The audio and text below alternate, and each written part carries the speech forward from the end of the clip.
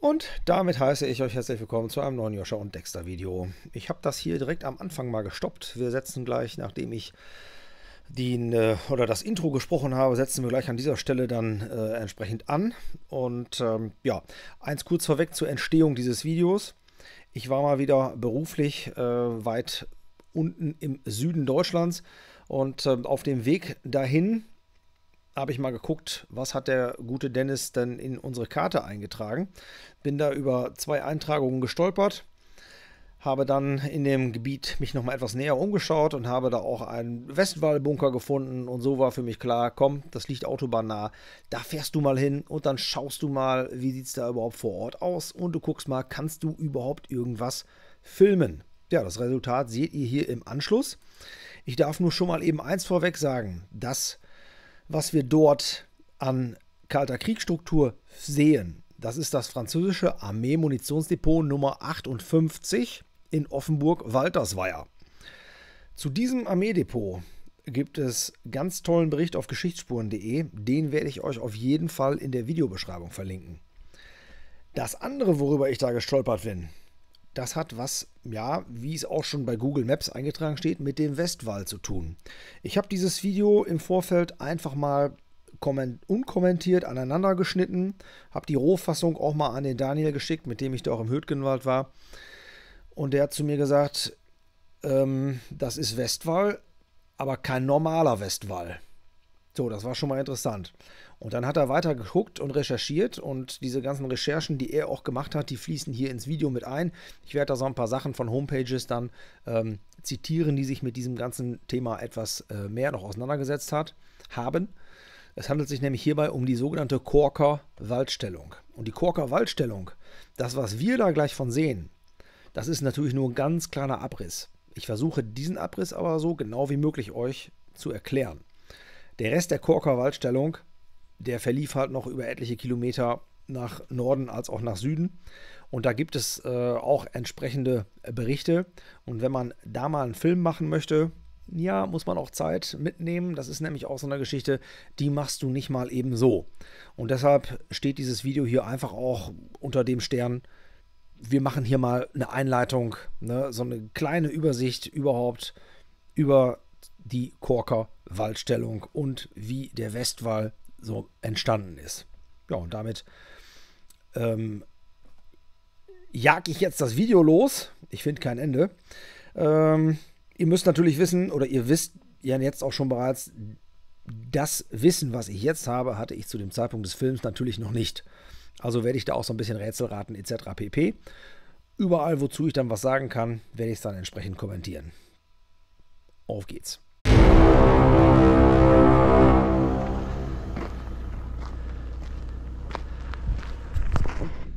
Ja, ich heiße euch herzlich willkommen zu einem neuen Joscha und Dexter Video. Ich nenne das Ganze hier jetzt einfach mal Arbeitstitel Offenburger allerlei. Ich habe keine Ahnung, ob wir hier noch irgendwo auf irgendwelche Gelände kommen oder nicht kommen. Hier gibt es auf jeden Fall einiges an Struktur zu sehen und das möchte ich euch auf jeden Fall irgendwie zeigen. Wir werden dazu dann auch Luftaufnahmen und so weiter bemühen und ich werde dazu natürlich auch noch weitere Recherchen anstellen, denn bisher hatte ich hier eine ganz andere Idee. Ich wollte hier eigentlich 2 Westwall-Bunker filmen, die hier eingetragen sind und das war auch sehr deutlich eingetragen. Jetzt gibt es da nur Diskrepanzen bezüglich der Bezeichnung. Und ich habe währenddessen ich da auf der Suche nach den Westwall-Bunkern war, habe ich noch was anderes entdeckt, was ich vorher gar nicht gesehen hatte und erst auf dem Geländemodell sichtbar wurde. Die Rede ist allerdings nicht von diesem Gelände hier, sondern von einem weiteren. Ihr werdet das alles im Video sehen. Das ist jetzt hier so ein bisschen durcheinander, vielleicht am Anfang, wird dann aber eine klare Linie bekommen, weil ich das ja entsprechend kartografisch auch aufarbeiten werde. Dieses Gelände hier, ja, da würde ich natürlich gerne drauf gehen. Hätte ich auch gar nicht mit gerechnet, dass ich drauf gehen kann. Das war mir schon, sag ich mal, bekannt, dass das hier ist. Dennoch weiß ich nicht, wer es mal genutzt hat. Anzunehmen wäre, dass hier auch die Franzosen mal drauf waren. Werden wir dann aber gucken. Da vorne, also ihr habt das jetzt natürlich schon in den Untertiteln gesehen, was es hier war. So schlau sind wir dann schon. Wenn wir hier vorne mal eben so durchfilmen am Zaun entlang, da seht ihr auf dem Moonlagerhaus eine 227 stehen. Und das ist auch eine ganz komische, ja, wie heißt das? Das ist ein ganz komischer Schrifttyp, den ich so nicht kenne. Könnte also sein, dass vielleicht die Franzosen damit gearbeitet haben oder es war jemand ganz individuell und hat gedacht, ja, wir machen hier mal was anderes dran. So, das weiß ich nicht. Wir werden gleich gucken. Vielleicht kommen wir ja hier noch drauf, vielleicht auch nicht. Wir schauen mal. Ich habe hier im Geländemodell auch noch andere Sachen gesehen. Ich gucke jetzt mal, ob wir da noch irgendwie drauf kommen. Ansonsten gucken wir mal, wo es weitergeht. Bis gleich. Wir sind hier auf jeden Fall auf der Straße entlang dieses Geländes an dem Zaun. Und hier muss ich auch sagen, habe ich eine Struktur, die habe ich so auch noch nicht gesehen. Das gucken wir uns mal etwas näher an. Und zwar haben wir hier zunächst einmal anzumerken, dass wir hier einen Doppelzaun haben. Also da hinten ist einer, hier vorne ist einer. Und diese Zaunelemente hier, diese Pfosten, die sind hier oben, ne, also mit einem Metall nochmal bewehrt, so dass man da oben auch entsprechend noch Stacheldraht dran befestigen konnte. Habe ich so eine Konstruktion, habe ich bisher noch nicht gesehen. Ist auf jeden Fall ja, für meinen Kanal in dem Sinne bemerkenswert, weil ich mich ja auch viel mit so Detailsachen beschäftige. Und deswegen finde ich das schon ganz interessant. Ja, da drüben der Zaun, der ist auch hoch, ne? Also 2,50 Meter hat der bestimmt. Und ja, dann sehen wir hier auch noch so einen Betonsturz da unten drunter, so ein Betonsockel, wo das Ganze wohl so aufgesetzt ist mit den Elementen. Also ganz interessante Geschichte. Hier ziemlich gesichert und hier haben wir auch den typischen, diesen typischen NATO-Draht haben wir da auch noch zwischengespannt. Ja.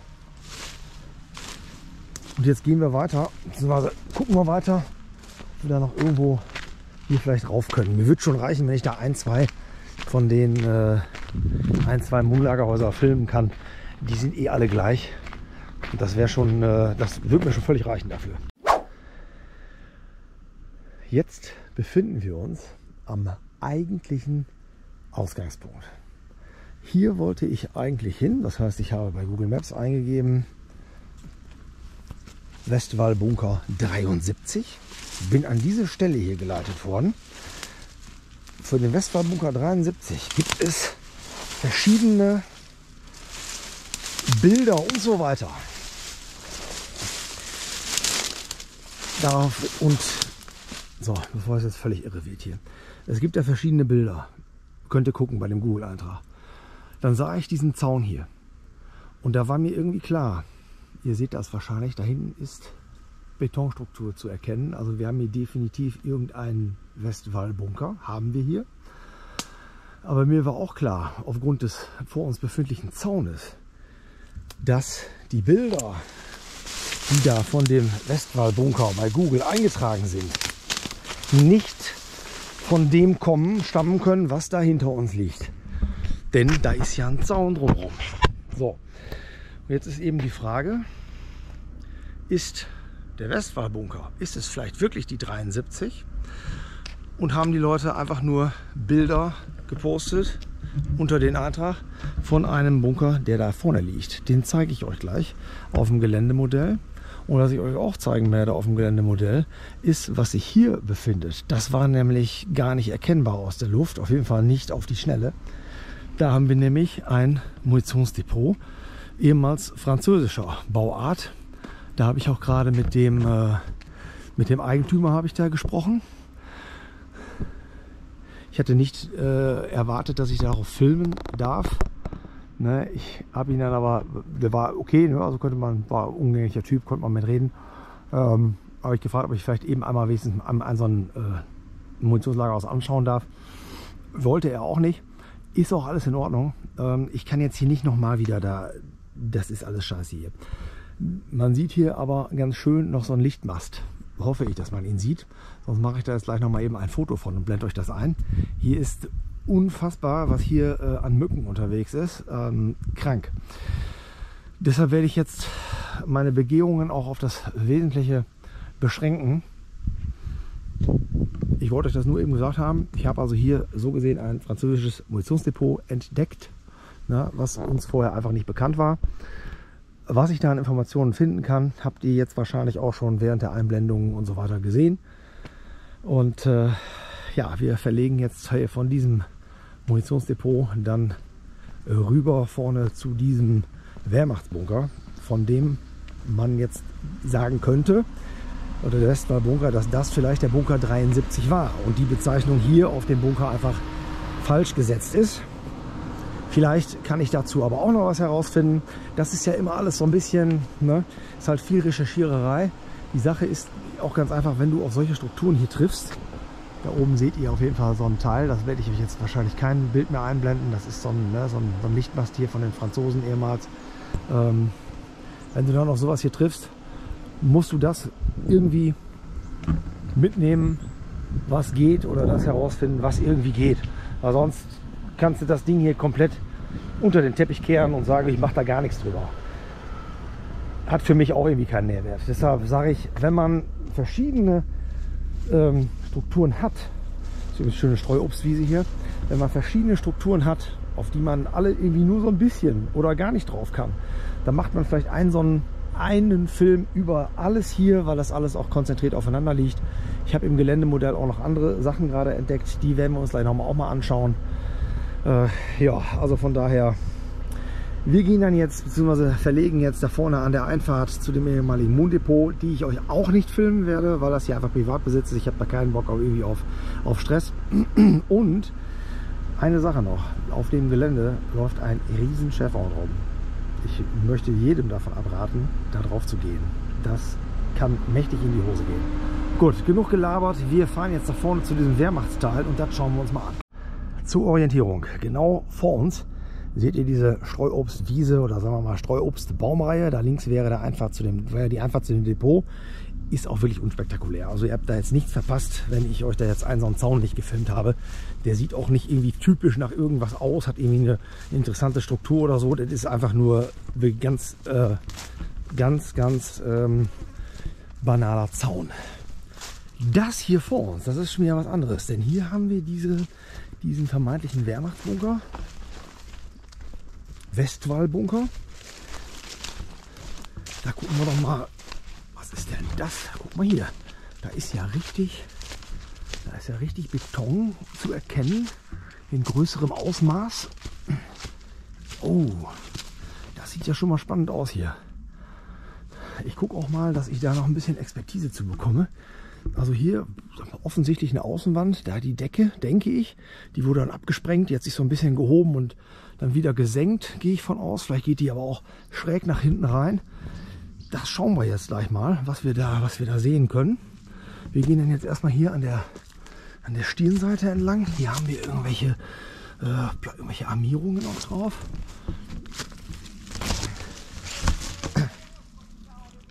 Mein Gott, habe mich erschrocken. Fahren Fahrradfahrer vorbei und ein paar Lavern total laut. Das kann natürlich auch sein, dass das hier Haken waren, um hier etwas einzuhaken, um es dann hier runter abzuspannen. Vielleicht hat man hier auch da jetzt dran lang gespannt. Also möglich ist das. Ihr hört im Hintergrund übrigens den Schäferhund, den ich gerade schon erwähnt habe. So, jetzt guckt euch das an. Das sind jetzt hier die Eindrücke, die wir haben. Also die Seite hier, dann haben wir hier diesen ganzen Deckenbums, der da liegt. Und ja, hier wird dann irgendwie der Eingang gewesen sein. Ich war ja jetzt zwar schon im Hürtgenwald, aber tja, das heißt noch lange nicht, dass ich hier irgendwie eine Expertise hätte, großartig, was diese Bunkerstrukturen anbelangt. Aber interessant hier.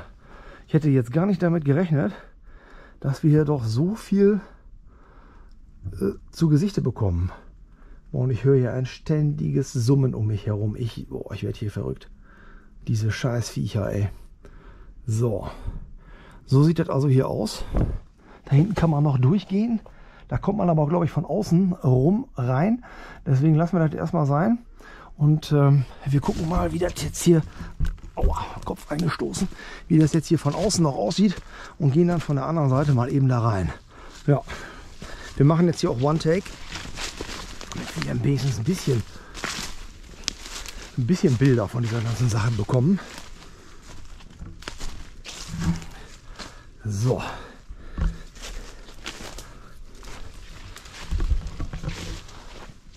Für die Galerie sind wir hier auf der linken Seite. Ihr seht, dass hier links eben so runter geht, hier auf der anderen Seite. Und hier scheint dann auch nochmal ein Eingang gewesen zu sein. Auf jeden Fall interpretiere ich das so. Mag da auch falsch liegen. Hier sieht man noch irgendwie so einen Metallrahmen, aber obwohl ja, der da jetzt noch original zugehört, das wage ich doch mal sehr zu bezweifeln. Hat irgendwas drüber hergehangen. Ja, so sieht das hier aus. Hier hängt auch noch so ein Pinörpel rum. Den rechne ich schon der Zeit zu. Ja, gucken wir mal. Also diese Mücken gehen mir echt tierisch auf den Senkel. So sieht das dann hier aus. Das hier könnte sogar noch Treppenelement sein. Wir gehen hier mal weiter an der Seite des Bunkers entlang.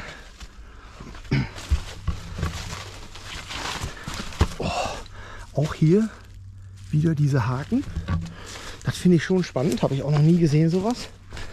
Und dann haben wir hier, ja, dann haben wir hier die Seite, ne? Unschwer erkennbar. So sieht das ganze Ding aus. Da geht es lang und da hinten ist das Ende. Und da gucken wir jetzt mal eben, wie wir da noch hinkommen. Warte mal. Das ist hier ein ziemlicher, also die haben hier um den Bunker herum, haben die einen ordentlichen Wall angelegt. Ordentlichen Splitterschutzwall. Deshalb, dieser Bunker hier ist keinesfalls ein Kampfbunker, möchte ich sagen. Das ist hier schon irgendwie eine Befehlsstelle oder sowas. Irgend so ein Führungsbunker. Ja, gehen wir noch mal dran. So, und hier ist dann diese andere Öffnung in das Teil hinein.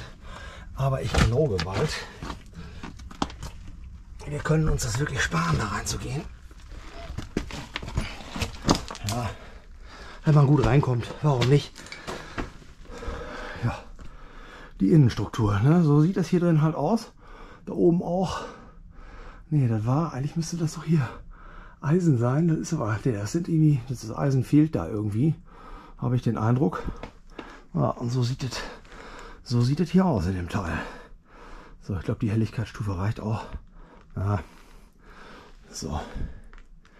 Dann haben wir hier halt irgendwie eine Mittelwand und das war's. Also meines Erachtens 2 Räume mit 2 Eingängen. Einer links, einer rechts, da wo halt das Licht herkommt. Stellt sich jetzt erstmal so für mich dar. Also wer hier nicht aufpasst, der kann sich hier auch ganz schwer verletzen, weil wenn du dir das Ding irgendwie ins Auge reinrammst oder so, dann herzlichen Glückwunsch. So.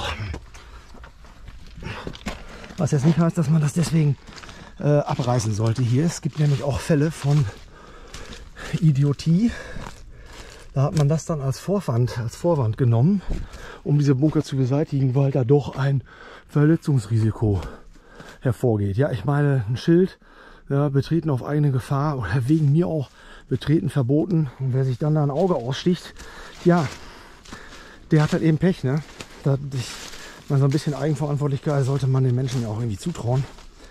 Ja, so, hier ist also, ihr seht das auch, dieser Wall. Hier ist so eine Öffnung drin, da geht es wieder hoch und da vorne steht der Bunker. Ja, ich hoffe, dass ich euch den jetzt hier ausreichend dokumentieren konnte. Wir gehen jetzt, oder wir fahren jetzt in diese Richtung. Da habe ich auch noch Strukturen. Da gucken wir mal, was wir da im Wald noch sehen können. Wir kommen aus der Richtung. Und schalten direkt eben ins Innenstudio. Kurze Einblendung aus dem Off. Der M-Stand, sofern es einer war, den ich euch gerade gezeigt habe, beziehungsweise wir zäumen das Pferd mal andersrum auf. Das, was wir hier jetzt gleich sehen werden, das gehört auf jeden Fall zur Korker Waldstellung. Der M-Stand müsste entsprechend auch dazu gehören, denn dieser könnte jetzt mutmaßlich für Artilleriegranaten gewesen sein. Das Ganze kann ich oder müsste ich daher ableiten, Da ich hier eine Quelle aufgetan habe. Diesen Link werde ich euch auch in die Videobeschreibung stecken, beziehungsweise der Daniel hat diese Quelle aufgetan. Ich zitiere das mal eben, was da steht. Der Name Korker Waldstellung, oft fälschlich als Korker Riegel bezeichnet, entstand ab 1937 östlich von Kehl. Sie gehört zu den frühen Anlagen des Westwalds am Oberrhein und sollte den historischen Angriffsweg durch das Kinzigtal zur Donau versperren. Die einfachen Bunker oder besser Stände der Korker Waldstellung, und die sehen wir jetzt gleich, von denen etwa die Hälfte von einst knapp 100 Bauwerken als Ruinen erhalten sind, wurden 37 und 38 unter Leitung und Aufsicht des Festungspionierstabes 18 mit Sitz in Offenburg gebaut. Jetzt kommt noch was Wichtiges. Es handelt sich ausnahmslos um Standardbauwerke, jedoch oft nicht um bekannte Regelbauten, sondern um Zwischenstufen der fortwährenden Entwicklung. Und das gucken wir uns jetzt mal eben an, was wir da im Feld vorfinden. Hier haben wir einen kleinen Übergang. Da vorne ist ein Bachlauf. Das sieht man noch alles schön auf dem Geländemodell. Hier geht es rüber, links direkt um die Ecke. Da ist eine Struktur. Die erkenne ich auf dem Geländemodell. Das sieht schon mal spannend aus. Oh, mein Gott, ich kann hier gar nicht richtig gehen. Ist das klasse. Hier ist auch wirklich was. Guckt dir das mal an. Guckt euch das mal an hier. Das ist ja klasse. Das ist auch so ganz unüblich für mich jetzt erstmal. Das sieht auch aus, einfach erstmal nur wie so ein kleiner Hofbunker. Da gehen wir gleich mal rein. Wir gucken aber jetzt erst außen rum, wie sich das hier gestaltet. Ja, das ist ja cool. Das ist auch, so wie ich das jetzt sehe, schon wieder eine Mücke. Wie ich das sehe, ist das hier auch nur ein kleiner Unterstand. Also wenn, müsste man nach vorne raus wirken können, aber das ist hier, glaube ich, gar nicht vorgesehen. Ja, wir schauen mal. Sehr, sehr schön. Da wäre mir natürlich auch noch interessant, wie sich das hier nennt. Ja, also ihr seht selber, wie das hier nach vorne hin aussieht.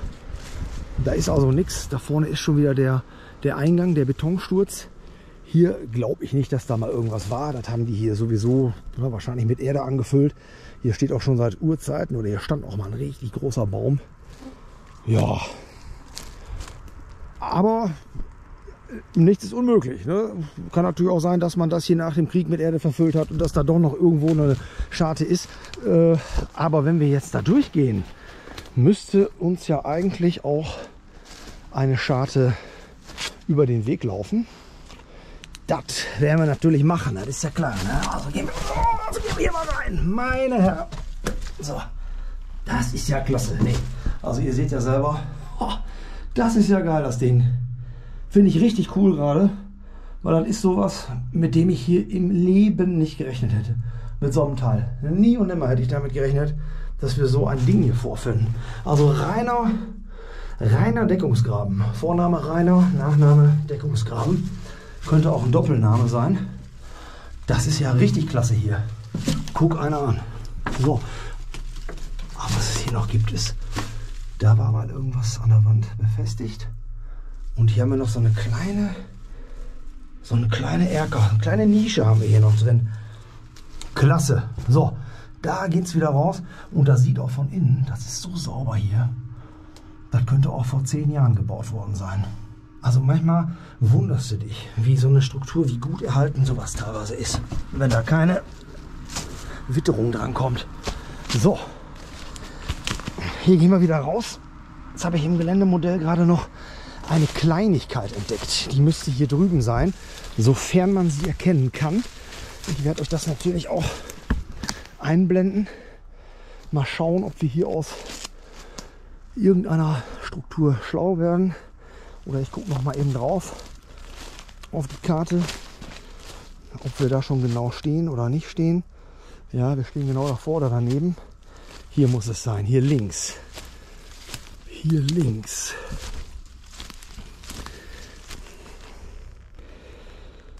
Ja, das sieht aus. Für mich sieht das erstmal aus, könnte eine ehemalige Stellung gewesen sein. Ja, man sieht hier einen Wall und hier so einen leichten Aushub. Das ist schon, also es zeichnet sich auf dem Geländemodell jetzt nicht sonderlich stark ab, aber Man sieht schon, meines Ich habe Erachtens, diese Ergebnisse gefunden. das kann nicht wahr sein, ey. Man sieht schon meines Erachtens, dass das hier mal, ja, mit Sicherheit, das ist hier künstlich angelegt worden. Sitt, ne? Hier der Wall, da hat man mal irgendeinen Aushub geschaffen, ob es einfach nur eine MG-Stellung war oder sowas. Ich lasse es jetzt mal so im Raum stehen. Hier ist wieder dieser Unterstand. Wir haben von der Struktur noch einen da vorne, den werde ich euch natürlich nicht vorenthalten. Da fahren wir jetzt auch mal hin und schauen uns das Teil ebenfalls an. Ja, also hier vorne ist noch mal wieder so eine kleine Zuwegung. Markiere ich euch alles. Wir sind jetzt nicht an diesem zweiten Unterstand, sondern wir sind bereits an dem dritten. Und wir gehen von dem dritten gleich eben zurück, weil da vorne war kein Überweg. Das macht dann auch keinen Sinn, sich da einen abzuquälen. Also haben wir hier die dritte Struktur. Zwischen diesen beiden Strukturen und der anderen auch, da haben wir auch noch weitere Stellungen. Kann man auf dem Geländemodell sehr schön erkennen. Die zeichne ich euch auf jeden Fall auch ein, beziehungsweise markiere die mit dem Pfeil. Und was das jetzt hier ist, das ist natürlich nochmal wieder eine ganz andere Geschichte als das, was wir vorhin gesehen haben. Also hier ist die dritte Struktur quasi. Hier haben wir einen Eingang.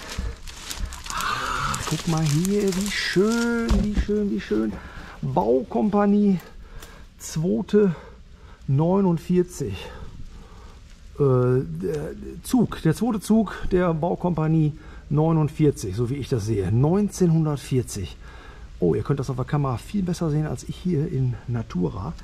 So sieht das hier aus. Toller Zeitzeuge, bin ich sehr froh drum, dass sich das hier abzeichnet. Das scheint mir auch wieder nur so ein Unterstand zu sein, aus dem man gar nicht hätte wirken können. Wir gucken hier mal an den Eingang. Klasse, richtig klasse. Der Eingang ist hier. Oh, hier haben wir noch. Ja, das ist natürlich jetzt eine Sache. Das ist natürlich jetzt eine Sache. Also, guckt euch das mal an hier. Ist das denn wirklich noch originaler? Ist das originaler Wehrmachtsstacheldraht, wie man den mal verlegt hat?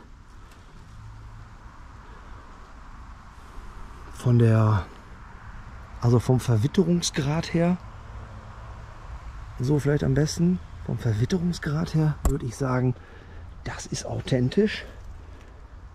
Wahnsinn, hätte ich jetzt, also mit so einem Fund hätte ich jetzt hier nicht gerechnet. Man muss natürlich auch immer fragen, das ist natürlich klar militärisch, das ist ja hier, das sind ja diese, ne? Ich weiß jetzt gar nicht, wie es heißt, diese, ja, ne? Diese runden Teile halt, ne? Das gibt es ja im NATO-Draht, gibt es das auch, dann halt mit NATO-Draht, aber hier diesen so ein, als S-Draht habe ich das noch nie irgendwo gesehen. Wenn ich jetzt wahrscheinlich öfter auf irgendwelchen Schlachtfeldern schon gewesen wäre, wäre mir das wahrscheinlich geläufiger. Sowas liegt vermutlich auch noch in den Wäldern Polens und Russlands irgendwo rum. Aber dass ich das hier in Westdeutschland sowas finde, ja, schon beachtenswert, ne? Keine Frage. Und die Sache ist natürlich auch immer, wer soll das danach dahin gelegt haben? Ne? Macht irgendwie keinen Sinn. Jetzt sagen, die Franzosen haben das hier vielleicht als Übungsplatz genutzt und sowas hier ausgelegt. Ja, möglich ist das, ne? Gut, wir halten das mal fest. Es ist da. Ich gehe hier kaputt, ey, diese Mücken. Sorry, dass ich da immer drauf zurückkommen muss, aber die nerven mich echt tierisch. So, hier haben wir auch wieder so eine Rundbauweise. Ja, das ist natürlich keine alte Feldjacke. Oh, was haben wir denn hier? Das ist ja auch was. Guckt euch das mal an. Richtig klasse. Das ist ja so eine richtige, ja, Nissenhüttenform. Reiner Deckungsunterstand, Deckungsgraben, wie auch immer man das in der Fachsprache betitelt. Da werde ich bestimmt auch noch irgendwie einen Ausdruck für auftun. Dann wollen wir doch mal eben Bezug darauf nehmen, was wir da vorne sehen. Ihr habt das ja gerade schon im Video selber gesehen, dass wir hier ein komplett anderes Baujahr haben als die Korker Wallstellung, die ja zwischen 37 und 38 entstanden ist. Und zwar haben wir ja hier das Datum 1940. Und jetzt habe ich hier noch einen interessanten Bericht auch gefunden, den gebe ich euch auch in die Videobeschreibung rein. Und da schreibt ein Herr Werner Schmachtenberg, und zwar im Jahre 2007. Der hat da eine Begehung gemacht. Ich zitiere das mal. Der dritte und letzte Tag brachte wieder einige Besonderheiten. eine offene Artilleriestellung mit betonierten Unterständen neben den Geschützstellungen enthielt einen 1940 gebauten Unterstand. Das muss dieser hier sein, dessen Bauweise mit Wellstahlbögen deutlich an die deutsche Feldbauweise von 1916 erinnerte, wie sie im Camp Marguerre in der deutschen Etappe vor Verdun als Versuchsbau heute noch zu finden ist.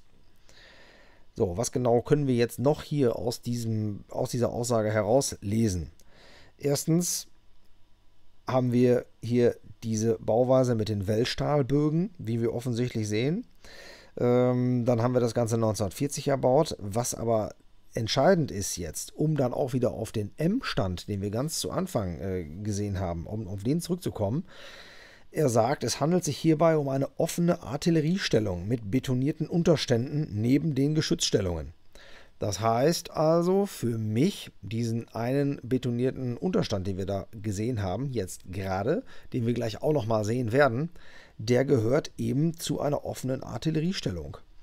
Wo diese Geschützstellungen jetzt genau waren oder welche das waren, das lässt sich für mich jetzt nicht sagen. Ich weiß auch nicht, wie groß diese Artilleriekanonen da waren. Ob das kleinere Feldkanonen waren oder... Da bin ich einfach komplett überfragt, was man da eben 1937 so am Markt hatte. Was aber dazu passen würde, ist eben der M-Stand, der da vorne ist, denn da wird die entsprechende Artilleriemunition gelagert worden sein. So, und jetzt gucken wir uns den Rest an, was ich da entsprechend noch gefunden habe. Richtig klasse. Toll, dass wir hier waren, toll, dass wir das gefunden haben. Also... Da sind mir diese beiden Monddepots schon relativ wurscht dagegen. Ja, also ich nehme an, dass ich das ausreichend für euch dargestellt habe hier, ne? Dass wir jetzt nicht noch irgendwas erzählen muss dazu. Das ist ja offensichtlich, wie das hier aussieht. Da kann man jetzt nicht mehr viel zu sagen eigentlich. Ne? Klasse. So, dann gehen wir hier wieder raus. An diesem Stacheldraht vorbei, der mich immer noch total fasziniert, dass der hier liegt. Und jetzt gehen wir da vorne noch mal runter und suchen diesen weiteren Unterstand. So, da vorne war die Estrad-Geschichte. Hier seht ihr auch noch mal Wall. Hier wird auch eine Stellung gewesen sein. Trage ich euch natürlich auch auf dem Geländemodell ein. Aber das ist jetzt auch von diesen Stellungen die letzte. Mehr machen wir auf keinen Fall von. Und schwuppdiwupp sind wir auch schon an diesem Schutzbau hier, und der ist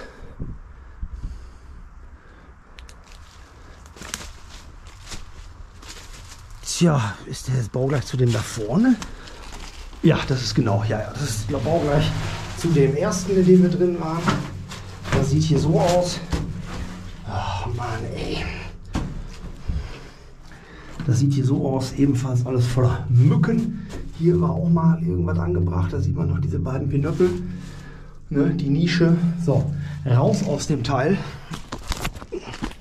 Und ich sehe zu, dass ich mich jetzt irgendwie, ich glaube hier ist, das ist wirklich, ja, was soll ich machen, ne? Das ist, glaube ich, hier nochmal eine Stellung. Egal, vergesst es. Ich habe gesagt, ich filme da nichts mehr von, dann ist das auch fertig. Das Ding muss ich jetzt auch nicht weiter filmen. Haben wir auch, glaube ich, in ausreichendem Maße gesehen anhand der anderen Struktur. Ja, okay, pass auf. Wir gehen noch einmal hier von der Innenseite lang. Da haben wir ja nicht gefilmt, so wirklich. Ne? So sieht das aus, das Ganze. So, fabulös. Ja, hier ist immer ein bisschen was los auf jeden Fall. Leicht angedeutet sieht man hier Wege. Also es sind immer mal Leute hier, die sich dafür interessieren und sich das anschauen. Aber ja, ich weiß nicht, ob das jetzt großartig irgendwo publiziert ist, ob man da irgendwo bei YouTube ein anderes Video drüber findet.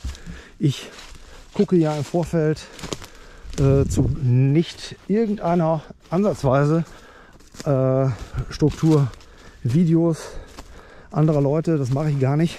Ich möchte mich da nicht ablenken lassen. So. Da ging es doch ganz gut durch den Graben. Oh, Leute. Ja, ich bin ordentlich durchgespitzt. Ich glaube, das passt. Also, dieses Ding hier, diese Strukturen, die ich da gesehen habe auf dem Geländemodell, die haben wir jetzt hinreichend abgefilmt. Wir verlegen jetzt noch mal auf die andere Seite des Geländes und da gucken wir mal, was da noch ist, was ich vorhin noch ad hoc gesehen habe. Und vielleicht kriegen wir auch noch einen Eindruck von dem ersten Munitionsdepot, wo wir vorhin waren, was ich auch nur durch den Zaun filmen konnte. Also bis gleich. Affengeil. Unverhofft kommt oft, oder wie spricht man? Also ich habe mich gerade vor 20 Sekunden ins Auto gesetzt, bin ein paar Meter gefahren. Wir standen da vorne. Und was sehe ich hier? Beton. Und zwar auf der linken Spur. Ich blende es euch ein. Im Geländemodell, ja, wenn man natürlich jetzt ganz in Ruhe geguckt hätte, wäre einem hier schon noch irgendwie was aufgefallen. Allerdings zeichnet sich dieses Teil scheinbar nicht so stark ab, weil wir hier wohl irgendwie keine, ich weiß es nicht, keine großartigen Wälle drumherum haben. Wobei, ich meine, hier ist auch die Erde aufgeschüttet. Ne, so ganz so viel anders sieht es nicht aus, aber dennoch erscheint es komplett anders im Geländemodell. Also haben wir hier ebenfalls noch mal so einen Unterstand. Ja. Ob hier noch irgendwo eine Stellung war oder was, soll uns jetzt wirklich einfach nicht interessieren. Wir gehen jetzt hier dennoch mal eben noch einmal rum, gucken uns den anderen Eingang auch noch an, damit wir das hier komplett haben. Ich kann ja an sowas dann nicht einfach vorbeifahren. Ja, da geht es dann rein. Ist aber so, wenn ich das sehe, vom Erhaltungszustand der schlechteste, weil das hier relativ verfüllt ist alles. Also ist jetzt nicht so geil, glaube ich, da durchzugehen noch. Haben wir ja auch gerade schon gesehen. Gut, damit habe ich das wenigstens gerettet hier. Mehr habe ich aber wirklich nicht gesehen. Bis gleich. Ja, ich sag's mal so, da sind noch Strukturen im Wald. Ich blende euch das auch ein. Da bin ich jetzt aber nicht vernünftig hingekommen. Wo ich aber gelandet bin, ist genau hier an diesem Tor. Wo das ist, zeige ich euch auch. Das hängt auch mit diesem Munitionsdepot, was wir zuallererst gesehen haben, zusammen. Beziehungsweise das hier ist die Haupteinfahrt dazu. Und über dieses Gelände kommt man dann dahin. Da vorne sind noch andere Schuppen, Geräteschuppen. Französisch halt. Ich kann euch nicht sagen, was da gelagert wurde. Ich werde auch hier nur ganz bisschen bis zu dem Tank da vorne gehe ich auf das Gelände, dann gehe ich wieder zurück, weil hier ist eigentlich Betreten verboten. Da vorne steht ein Auto. Ich habe geklopft, ich habe geklingelt. Es tut sich nichts. Ich hätte da gerne mal eben nachgefragt, wie sich, ne, was man da machen kann. Ich kann es nicht ändern, aber da sind Dinge, die kann ich euch zwar auch von hier aus filmen, aber wenn wir ein paar Meter näher dran sind, ich glaube, stirbt auch keiner von, zumal hier auch ein Motorsägelehrgang stattfindet. Also das ist hier kein Geheimgelände irgendwie, wo keiner drauf kann. Kommt man mit Sicherheit, ne, irgendwie schon drauf. Da vorne ist auch ein Wildbretverkauf, geradeaus, 100 Meter steht da. Also betreten vom Prinzip darf man da sicherlich schon, sonst könnte da auch keiner was einkaufen. Das macht keinen Sinn. Ne? Hier vorne haben wir so einen Betonklotz. Sowas kennen wir von auch gerade deutschen Kasernen oder überhaupt generell von Kasernenstrukturen. Da steht dann gerne mal irgendein Wappen drauf, irgendwas, ne, wie das mal hier hieß. So, da haben wir jetzt hier leider, alter Schwede, da haben wir jetzt hier leider keine, was ist das denn für ein Ding? Geh weg. Da haben wir jetzt hier leider keine Anhaltspunkte mehr. So, das Tor wird noch das sein, original aus der Zeit. Dann gehen wir mal eben einmal ganz kurz hier drauf. Hier seht ihr das Wachgebäude. Oben auf dem Wachgebäude, da könnt ihr ganz viele Tröten erkennen. Das heißt also, da ist irgendeine Signalgebeanlage ist da oben drauf. Total interessant. Und ja, hier vorne ist dann schon direkt so eine Splitterschutz verbunkerte Eingangsstruktur. Das wird da vorne eine Schießscharte sein. Da wird das Fenster dahinter wird man dann hätte man dann eben entsprechend öffnen können. Gehe ich jetzt stark von aus. Und jetzt gehen wir nur einmal noch hier vorne hin. So, da vorne seht ihr auch Hundezwingeranlage. Und da oben auf dem Dach, das ist ganz interessant, das wölbt sich so. Das ist so ein, ja, das ist so ein richtig gewölbtes Eternit. Das habe ich auch noch nie so gesehen. ganz interessante Sache. Ja, weiter drauf gehen tun wir hier aber nicht, weil ich möchte eben keinen Ärger riskieren. Da vorne schimmert so grün durch. Das ist einer dieser Schuppen. Das zeige ich euch aber auch halt im Luftbild oder auf dem Geländemodell. Ja, damit haben wir das jetzt erstmal gefilmt, was wir filmen konnten, ohne dass wir hier, denke ich, irgendwelche zornigen Blicke auf uns ziehen. Und damit beende ich auch dieses Video. Ich habe erst gedacht, das wird hier gar nichts, das wird hier nur irgend so ein Scheiß. Aber wenn man jetzt, ich denke auch nach der Recherche und den entsprechenden Sachen, die ich da noch habe zufügen können und vor allen Dingen auch die Wehrmachtsstruktur, die wir gefunden haben, ist das hier doch eine ganz runde Sache geworden in Offenburg. Lasst gerne ein Abo da. Schreibt was in die Kommentarspalte. Ich gehe davon aus, der ein oder andere wird das hier kennen, weil er vielleicht auch aus der Gegend kommt und irgendwas dazu sagen kann. Und ja, ihr könnt den Kanal wie immer auch gerne mit einer Kanalmitgliedschaft unterstützen, einer PayPal-Spende. Und ja, damit bin ich jetzt raus. Schönen Dank und ciao, Kakao.